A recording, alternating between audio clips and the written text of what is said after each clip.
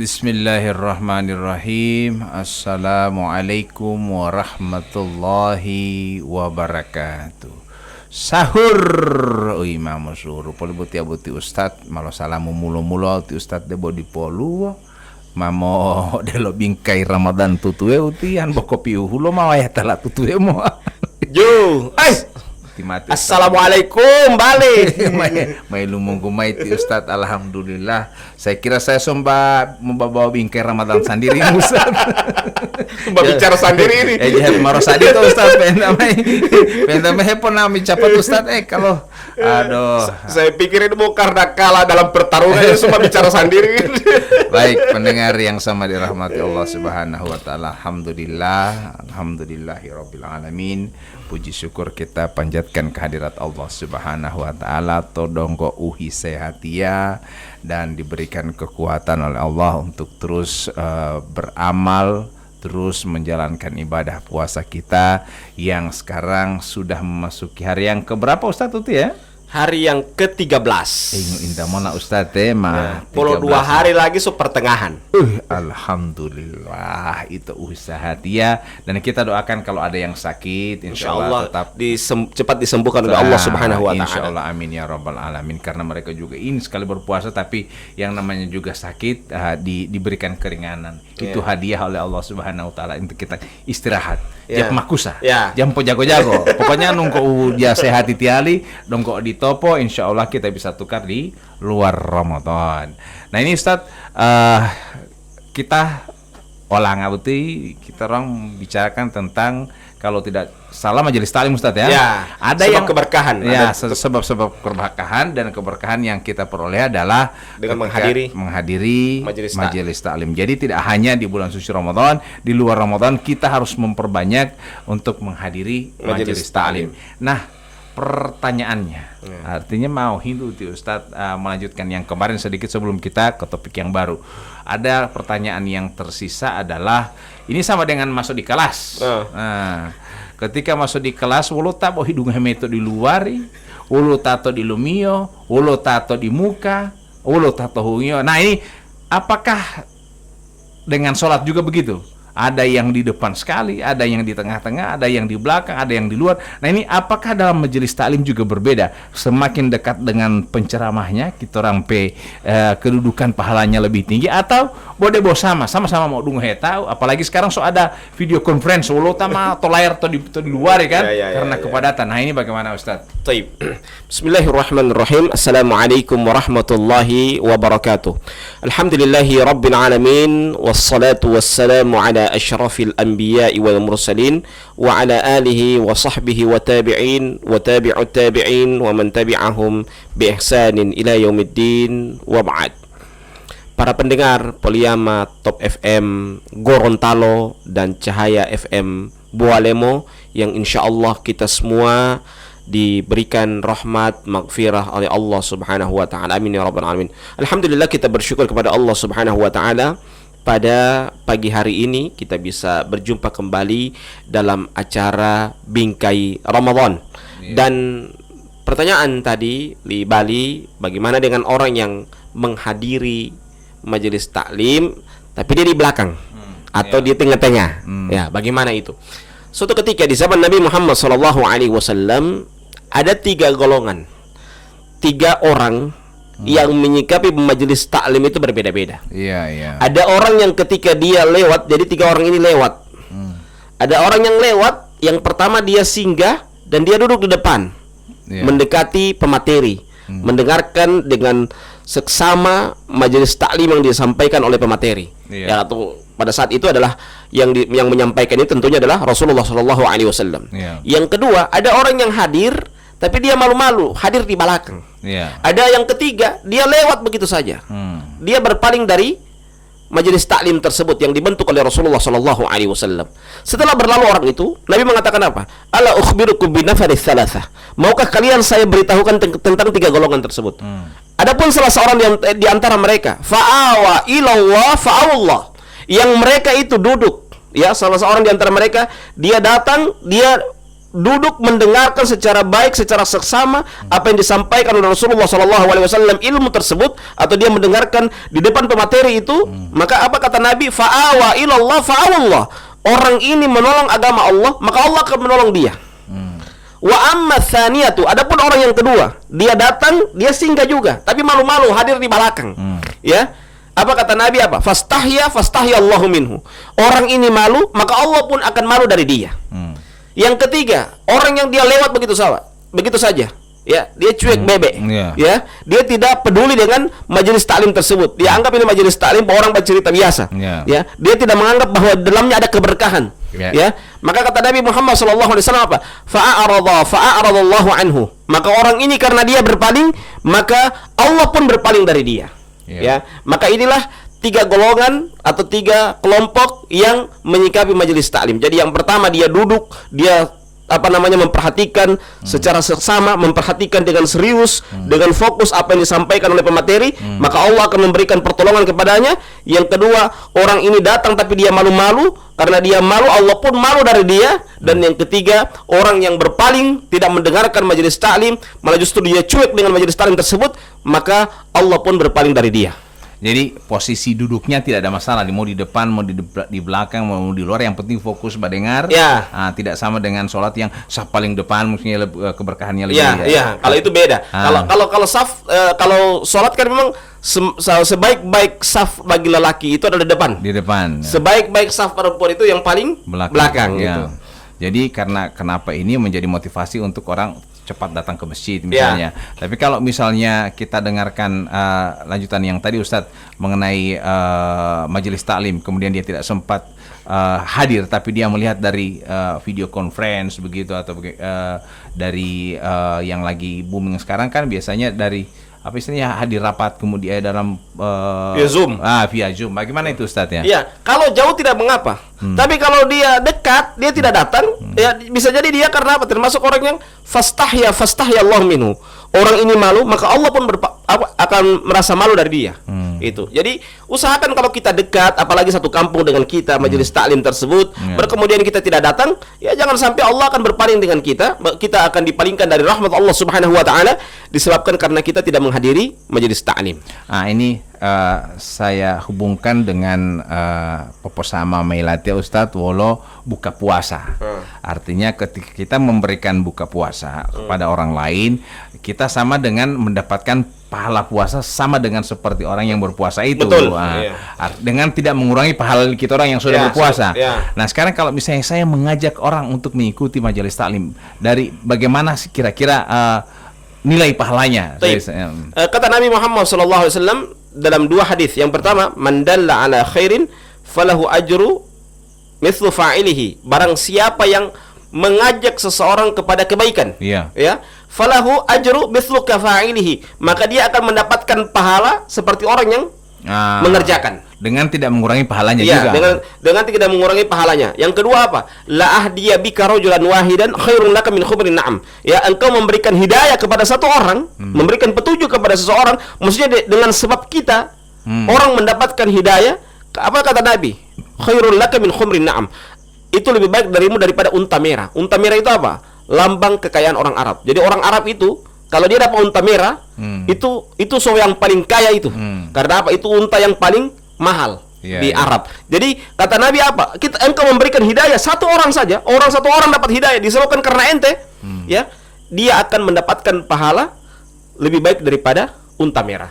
Jadi ketika saya mengajak teman saya misalnya yang suka mabuk-mabukan, nah kemudian ditimpa musibah, dan akhirnya saya bilang, "Ente, orang mau ikut majelis taklim dulu." Akhirnya setelah ikut majelis taklim ada sedikit perubahan, tingkah mahemo tabiyah, tingkah mahemo ngaji, mahemo. Apakah saya tajangkit dengan DP pahala ini, Ustadz? Oh, jelas itu, jelas.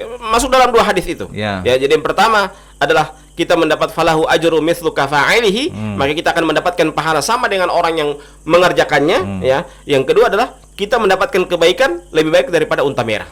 Ini kan ketika kita mengajak orang lain, apalagi kalau kita orang mengajak anak kita atau istri kita kepada kebaikan yang Itu mana. bukan lagi mengajak, itu tanggung jawab. Tanggung Bro. jawab. Iya, tanggung jawab. Amanah ini, Ya, amanah ya. sama juga orang pernah ditanya begini, ya Syekh, bolehkah saya memberikan zakat fitrah sama orang tua saya? Ya. Itu Syekh bilang, coba ulang. Syekh, saya mau tanya ulang Syekh, bolehkah saya memberikan zakat fitrah sama orang tua saya?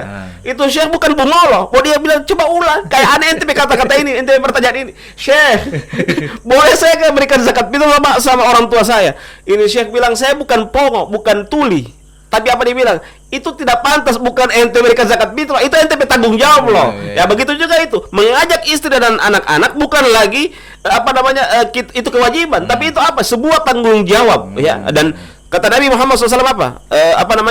Kullukum ra'in wa kullukum mas'ulun an ra'iyati. Setiap kalian adalah pemimpin dan setiap pemimpin akan dimintakan pertanggungjawaban tentang kepemimpinannya. Wa kullu zaujin ra'in mas'ulun an ra'iyati. Dan setiap suami itu adalah pemimpin, akan dimintakan pertanggungjawaban apa kepemimpinannya. Jadi yang diminta itu bukan hanya saja nafkah, tapi juga bagaimana pendidikan dari atau kesehatan batin dari keluarganya. Jangan sampai diberikan nafkah, oke, uang semua diberikan, tapi apa? Nafkah batinnya tidak ada, akhirnya akhlaknya bobrok. Ya, coba lihat bagaimana itu Nabi Nuh alaihissalam, anaknya Kan'an durhaka sama ayahnya. Bagaimana itu Nabi Nuh, Nabi Lut, istri dan anaknya durhaka sama suaminya. Karena apa? Karena apa? Tidak diperhatikan lagi pendidikan dari anaknya dan istrinya tersebut. Jadi begini Ustadz, jadi kalau misalnya saya tidak mengajak teman saya kepada majelis taklim misalnya, ini mungkin tidak akan ada sesuatu yang harus saya pertanggungjawabkan. Tapi kalau saya tidak mengajak anak saya ikut majelis taklim, maka saya dapat dosa. Dapat dosa Karena lebih besar. Ya, tidak mengajak teman dengan tidak mengajak anak saudara, dan istri yang menjadi tanggung jawab kita. Yang lebih dosa besar adalah tidak mengajak kepada anak dan istri, karena itu tanggung jawab. Kalau teman kan itu bukan tanggung jawab kita. Ya mungkin kita akan terhijab, mungkin cuma tanggung jawab kita hanya menyampaikan. Dia tidak dengar.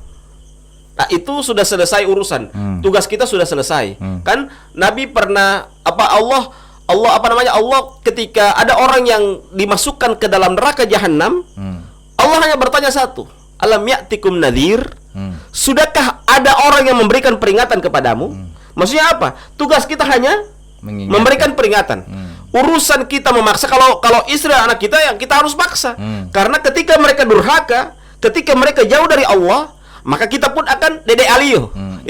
Jadi kita akan terseret juga hanya karena mereka durhaka kepada Allah dan Rasulnya. Maka oleh sebab itu, kalau kepada teman, tugas kita apa? Wa ma alaina illal balagul mubin. Tugas kita apa? Hanya menyampaikan, memberikan penjelasan. Urusan hidayah itu urusan Allah.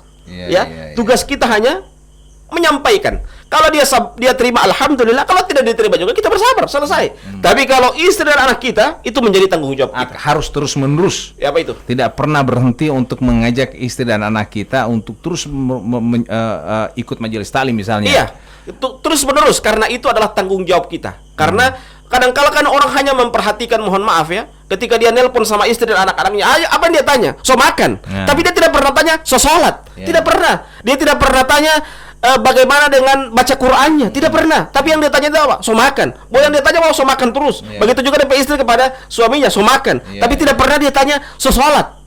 Harusnya itu yang diperhatikan juga. Yang ditanyakan jangan hanya saja so makan, bukan hanya masalah perut saja, tapi juga diperhatikan bagaimana batinnya. Batinnya termasuk adalah dia memperhatikan sholatnya.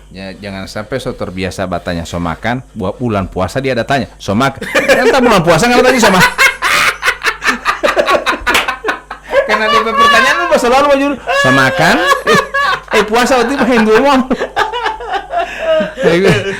Bisa saja kan baku jauh. Jadi dia tanya sumpah sahur maksudnya, so makan. Jadi sebab-sebab memperoleh keberkahan. Kita sudah bahas mengenai majelis taklim, ikut dengan majelis taklim. Kita duduk ataupun kita mestinya mendengarkan secara khusyuk. Yang majelis taklim itu kita orang harus dengar dengan baik, bukan berarti yang penting datang sudah selesai. Kadang-kala kan orang begitu, sama dengan orang yang berkabung ini. dia datang yang penting sebab kubur ustadz, tapi dia mah cerita di belakang. Ya. Bukan itu intinya. Ente datang berkabung itu, ente lihat bagaimana itu mayatnya kasih masuk dalam kubur, supaya ente tahu bahwa saya pun akan seperti jenazah itu, tinggal menunggu kapan waktunya saya. Ya, Itu yang penting. Itu yang penting ketika kita orang mau bakubur orang adalah mau tamu milih sampai tohuang kubur betul lo. Jabo mah mau lo bunga, patah mau tahi mau mengguli to tiba lo kamar mah atau tiba bakal kamar mah, to tiba lo bong di luar lo bong hitung gula hipo karena tahi po bukan di situ. Bukan di situ, dan itu tidak dapat apa-apa. Jadi ketika kita orang mau ini sama dengan majelis taklim. Jadi begitu datang di majelis taklim, bukan berarti gugur ke wajah yang penting. Alasan kan yang penting saya sudah datang kan ustadz. Apalagi mau tahu atau majelis taklim. Itu mau tati sejak jale pilih jadi anggota dan tim mengikut jalan lain. So jadi judul lain yang ya Mas. Ini kan jadi dosa ini. Masa dar tali dia mah jale hulo tali malali mengikuti majelis taklim. Itu ongkol hulu amal aja mengikuti majelis taklim dia malai hulo ai. Artinya soba cerita yang lain. Jadi akhirnya yang awalnya itu adalah majelis keberkahan menjadi majelis gibah. Ya, majelis penuh dosa. Karena apa dalamnya ada celaan kepada orang lain dan pahalanya untuk ikut majelis taklim tak pindah kepada orang yang tak transfer. Rugi jo seorang so capek-capek datang di majelis taklim, datang di majelis taklim cuma bagi orang. Jadi majelis taklim kita duduk diam dan mendengarkan, mencermati dan seterusnya ya Ustadz ya. Kita fokus, jangan sampai justru orang Allah bikin majelis taklim sendiri ketika menghadiri majelis tandingan. Kamu tak bulu-bulu hutan itu malah masalah yang kita mau dapatkan. Jadi itu intinya majelis taklim, kita hadir dengan seksama, dengan khusyuk kita dengarkan. Jangan sampai kita orang justru di sana hadir dengan menggibah, kemudian mencari leto tahu, pulang kamar dari tempat majelis taklim kita bercerita mengenai keburukan-keburukan. Wow, tina ada yang ngunti di majelis taklim lo untuk main malah lo hata dati ini bukan lagi isi majelis taklim yang dia dapat. Seperti tadi, dia ini bukan tidak tak duduk, tidak tak pilih, malah sadar.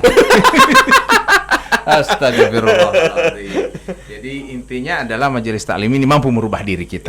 Itu kapan ada majelis yang tidak mampu merubah diri kita, berarti dua itu. Yang pertama karena ada yang salah yang ditransfer oleh gurunya, ilmunya, atau yang kedua dia salah memahami ilmu yang ditransfer oleh gurunya tersebut. Baik pendengar yang sama dirahmati Allah Subhanahu wa taala. Alhamdulillah kita sudah memasuki hari yang ke-13 bulan suci Ramadan. Insyaallah amal-amal kita diterima oleh Allah Subhanahu wa taala dan termasuk banyak mengikuti majelis taklim yang Ustaz. Nah, sekarang keberkahan lainnya Ustaz, kita sebab-sebab kita memperoleh berkah selain majelis taklim tadi Ustaz ya. Yang berikutnya adalah sebab-sebab Allah Subhanahu wa taala akan memberikan keberkahan kepada kita adalah dengan kita menghormati guru. Jadi istilahnya yang ada itu, yang dimaksud dengan guru di sini apa Ustadz? Kan ada guru lolangka atau guru yang mentransfer ilmu agama, ilmu semua, ilmu yang bermanfaat. Ilmu yang bermanfaat. Selama dia ilmu bermanfaat, dia adalah guru kita. Dan tidak ada mantan orang tua, mantan guru, tidak ada. Guru tetap guru. Sejahat-jahatnya guru, seburuk-buruknya guru, dia adalah guru ente. Ya. Sejahat-jahatnya, seburuk-buruk, sebusuk-busuknya orang tua, dia orang tua ente. Jadi kita berbakti kepada guru, berbakti kepada orang tua itu sebuah kewajiban.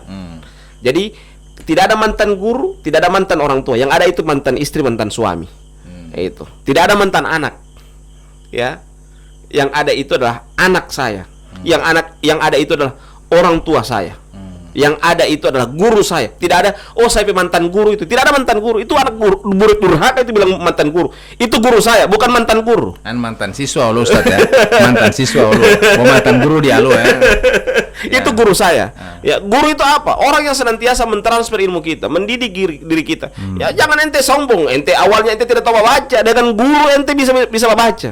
Baru kemudian ente sudah jadi kabar malah lali tahu, ya. Kemudian ente seakan-akan cuek dengan guru ente. Siapa ente? Ente mau cari ilmu ente tidak berkah. Dia bilang Ustaz, gara-gara guru ente jadi tahu baca. Iya karena tipe guru dia ada gaji. Bukan masalah begitu bro. Soal gaji bisa, uang bisa didapat. Tetapi apa? Membuka hidayah, membuka cahaya ilmu itu yang berat. Di situ. Disitulah keberkahan. Ya, jangan tanya di mana. Mohon maaf, ada orang-orang yang ilmunya, dia punya ilmu pintar, ya, di atas rata-rata DP keilmuan. Tapi kenapa dia ilmunya tidak membawa dia kepada kebaikan? Bisa sebabnya adalah dia tidak menghormati guru, tidak menghormati orang tuanya. Maka jangan sepelehkan orang tua kita, jangan sepelehkan guru kita. Sebusuk-busuknya orang tua itu adalah orang tua kita, sebusuk-busuknya guru itu adalah guru kita. Tidak ada mantan guru. Jadi ada sesuatu yang sangat luar biasa menjadi kebiasaan orang Gorontalo, Ustaz, ya. Apapun yang terjadi, orang tetap pakai Pak Guru. Nah, ini tidak pernah label. Sepanjang dia pernah mengajar, pasti Pak Guru. Sama dengan Tibali, ini Pak Guru. Guru. Pak Guru. Nah, ini mulai dia mau misalnya meninggal dunia, kubur di Pak Guru.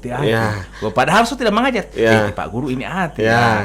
Ini penghargaan yang luar biasa menjadi seorang guru. Nah, makanya saya pernah jadi seorang guru. Jadi biar mau nadetun, biar malali wolo, Ustaz tetap dong pakai guru. Padahal itu udah mengajari. Mato kantor. Tapi penghargaan orang tetap terhadap profesi guru itu luar biasa. Ini yang perlu kita syukuri di Gorontalo termasuk ya. Kita diberikan oleh Allah Subhanahu wa taala suatu kebiasaan di Gorontalo yang menganggap guru itu orang jasa yang tidak pernah terlupakan. Sampai di mana saja mau dungkai atau patali guru. Guru. Ini luar biasa. Insya Allah menghormati guru ini penting. Nah, bagaimana, apakah dosanya durhaka kepada guru ini sama durhakanya kepada orang tua, Ustaz? Posisinya. Kata Nabi Muhammad SAW dalam sebuah hadisnya, "Laisa minna man lam yuwaqqir kabirana wa la yarham saghirana." Bukan termasuk golongan kami. Lihat, Nabi mengatakan apa? Bukan termasuk golongan kami. Laisa minna man lam yuwaqqir kabirana. Orang yang tidak menghormati orang-orang besar di antara kami. Orang-orang besar di antaranya adalah guru kami. Jadi kata Nabi apa? Bukan termasuk golongan kami. Orang yang tidak menghormati guru-guru kami. Wala yarham saghirana, dan tidak menyayangi orang-orang yang di bawah dari kami, termasuk adik-adiknya atau termasuk murid-muridnya itu. Jadi kata Nabi apa? Tidak termasuk golongan kami. Inilah orang yang bahaya, seorang murid yang durhaka kepada gurunya. Jadi murid itu juga dinamakan dia durhaka ketika dia menentang kepada gurunya. Dan begitu juga orang yang menentang kepada orang tuanya dinamakan durhaka kepada orang tua. Jadi kalimat durhaka ini atau kata durhaka ini dipergunakan pada dua tempat, sama guru dan juga sama orang tua. Jadi kalau sama guru namanya adalah murid durhaka, kalau sama orang tua anak durhaka. Jadi tapi dosa yang lebih besar itu yang yang mungkin adalah dosa durhaka kepada orang tua. Kepada orang tua. Karena apa? Perintah dalam berbakti kepada kedua orang tua kadangkala Allah Subhanahu wa taala sandingkan setelah perintah beribadah kepada Allah. Wa'budullaha wa la tusyriku bihi syai'a wa bil walidaini ihsana. Hendaklah kalian beribadah kepada Allah dan janganlah kalian berbuat syirik. Allah lanjutkan apa? Wa bil walidaini ihsana. Dan kepada kedua orang tua hendaklah kalian berbuat baik. Sebaliknya, dosa yang paling besar setelah Allah menyebutkan, kata Nabi Muhammad SAW, "Ijtanibu sab'al mubiqat." Jauhilah kalian 7 dosa yang membinasakan. Para sahabat bertanya kepada Nabi, "Wa ma hunna ya Rasulullah?" Apa itu 7 dosa yang membinasakan? Yang pertama kata Nabi apa? Isyraku billah, berbuat syirik kepada Allah. Yang kedua apa? Al-aq, durhaka kepada kedua orang tua. Jadi pendengar yang sama dirahmati Allah Subhanahu wa taala, bulan puasa atau Ramadan ini adalah bulan yang penuh berkah. Mungkin kita sudah sukses, kita mampu membahagiakan orang tua kita. Kadangkala ada orang ketika dia bukber, buka bersama, yang dia undang pada teman-teman, dia lupa DP guru. Nah, itu yang saya maksud itu, Ustaz. Dia lupa DP orang tua, DP teman-teman dia kasih sarang, DP doi mau dikasih habis pada DP teman-teman dan DP teman-teman yang jauh, yang bahkan yang sudah sukses. Dia lupa DP guru, Ya, dia lupa sama orang tuanya. La haula wala quwwata. Ini musibah seperti ini. Orang mau buka bersama dulu ya dia traktir sama DP teman-teman, dia lupa DP guru waktu SMP, SMA, SD kemarin yang buka DP otak yang tidak tahu baca. Nah, ini bagaimana Ustaz ya?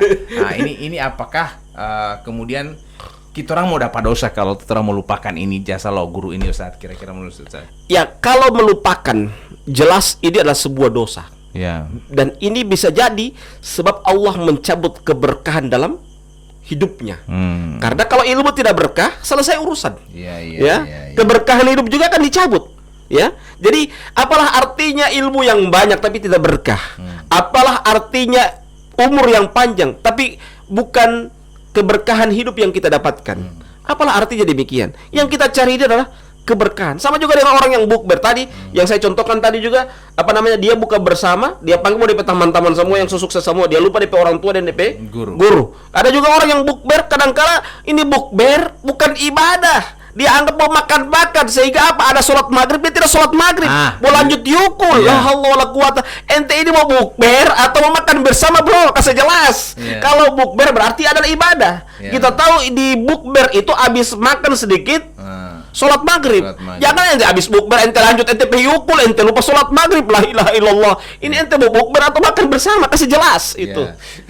Jadi begini Ustadz, kalau misalnya kita memposisikan guru Ustadz ya, kita sayangi guru kita, dan itu guru Ustadz, mereka tidak kepingin, artinya mereka tanpa pamrih, tidak mengharapkan keberhasilan kita, artinya tidak mengharapkan pamrih kita, kasih sayang kita, tidak. Mereka akan senang sampai meneteskan air mata melihat muridnya yang dulu kepalangi, sukses, alhamdulillah, masih lama mati masangi. Ketika kita orang menyapa mereka itu, misalnya mau dapat lihat orang pemurid sukses, kemudian kita orang datangi mereka, orang bilang, mata utonya uti, wah dia ma polisi Pak Guru, alhamdulillah senang sekali.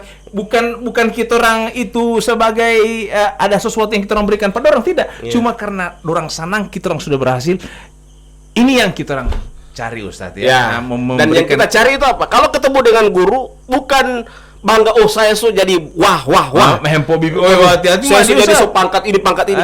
Yang kita ketemu duluan apa? Ketika kita datang kita ketemu sama guru, apa yang kita minta pertama? Wahai guruku, doakan ilmu yang engkau berikan kepada saya menjadi ilmu yang berkah. Itu yang pertama. Karena apa? Yang kita cari ini apa? Keberkahan hidup. Kalau ilmu tidak berkah, guru kita murka sama kita, ya jelas Allah akan murka kepada kita. Karena apa? Karena guru sudah sudah murka, tentunya ilmu juga akan tidak berkah. Kalau jalur keberkahan sudah terputus, tentunya jalur keberkahan hidup juga akan terputus, akan hilang. Jadi kalau misalnya kita orang ada makan sahur yang enak, kita orang ingat guru Pak Guru timalo suruh atau dipo. Langsung dipitak mata suruh buat Pak Guru. Sedikit lagi soal yang banyak antar pada pati guru SPP dengan pati Ustaz Robi ini, karena dokter Robi pernah jadi guru kemarin kan begini. Pancingnya hati itu, karena memang aku terus mau suruh Ustaz. Macam ampau tipe Ustaz. Alhamdulillah. Dan semoga kami temui guru kami yang masih dalam keadaan hidup, yang masih dalam keadaan bisa berpuasa pada pagi hari ini, atau maksudnya bisa bersahur pada pagi hari ini. Insya Allah kami temui dalam keadaan sehat walafiat. Dan kami meminta kepada para guru kami, tolong berkahi ilmu yang telah diberikan kepada kami. Karena saya pernah menjadi siswa di Talaga Ustadz. Mungkin ini kan di Poliamatov FM. Saya pernah sekolah di SDN Bulota, di SMP Talaga, di SMA Talaga. Jadi mungkin masih ada guru-guru saya yang alhamdulillah masih dalam keadaan sehat walafiat. Kita doakan bersama. Guru-guru Ustadz juga. Insya Allah. Saya sekolah di Kota Gorontalo, di SDN 59, di SMP 6, di SMK Negeri 1 Gorontalo. Kita doakan sama-sama guru-guru semoga guru-guru kita dalam keadaan sehat walafiat. Dan satu kami minta, tolong berkahi ilmu-ilmu yang telah diberikan kepada kami. Amin ya rabbal alamin. Kita tutup dengan bacakan doa kafaratul majelis. Subhanakallahumma wa bihamdika asyhadu an la ilaha illa anta astaghfiruka wa atubu ilaik. Wassalamualaikum warahmatullahi wabarakatuh.